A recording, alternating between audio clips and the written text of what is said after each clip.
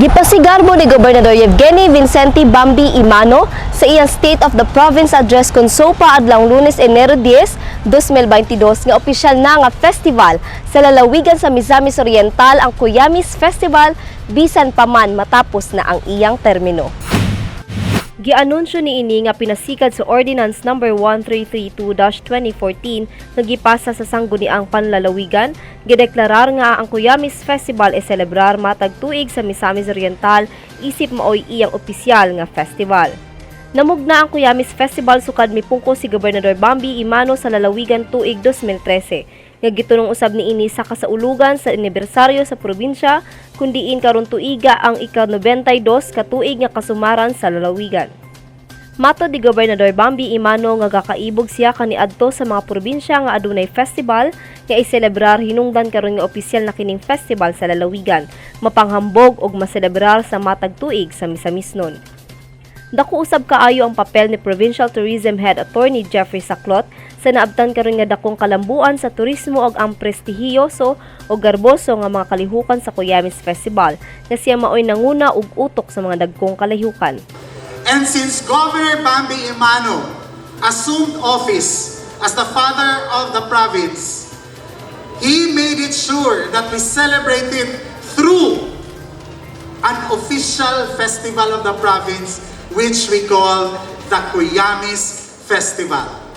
When he assumed, he immediately ordered the creation of a festival, which is now the Cuyamis Festival, a source of pride and information, pride and inspiration for Misamisnons.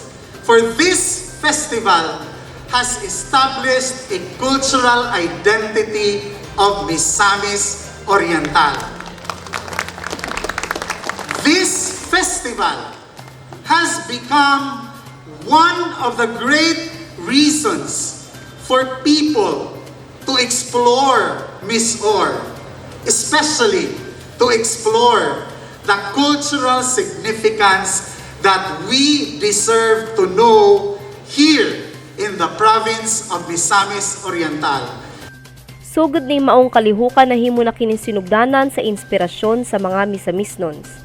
Pagbalik lang taon ni Attorney Saclot nga ang Misamis usa ka historical nga butang nga nagngalang Misamis nga giilang Land of Golden Coconuts. Ug dugang niini sulod sa ika-92 ka tuig kitaguyod ang turismo sa maong sektor sa lalawigan ug importansya sa kultura sa Misamisnon.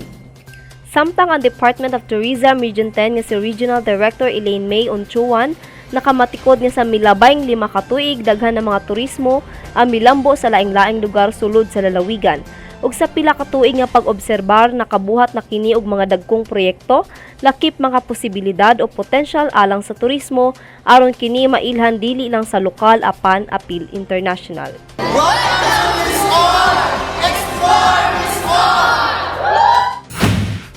Bisan pa man matapos na ang termino ni Gobernador Bambi sa matag selebrasyon sa opisyal nga festival sa Misamis Oriental nga mao ang Cuyamis Festival sa mosunod pa nga mga katuigan magpabilin kining pahinumdom sa mga Misamisnons nga aduna kini gigikanan og inspirasyon nga ang mao kalihukan kaligasiya ubos sa pagdumala ni Gobernador Bambi Imano. Kauban si Mark Anthony pareha sa kamera. Ako si Lambo Geneva Bandong, alang sa limpyo ug matarong nga panggobyerno. Padayon Pilipino.